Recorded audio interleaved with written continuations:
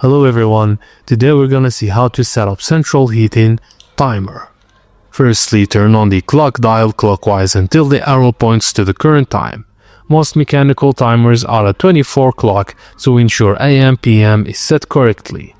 If you need to adjust time, always rotate the dial clockwise. Find the small pins around the dial. Each pin represents 15 minutes of heating. To schedule your heating, push or pull the pins in the designated direction. Now locate the arrow buttons. Then use these buttons to select the current day, then press select. Adjust time using the arrow buttons and press set time to confirm.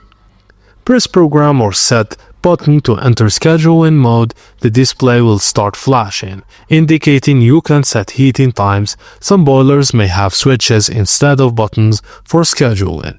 Use the up and down buttons to select the days you want to program. Some boilers allow you to set individual days, while others let you schedule the entire week or just weekends.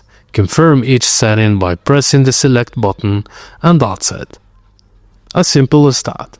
Thank you for watching, and please don't forget to like and subscribe for more.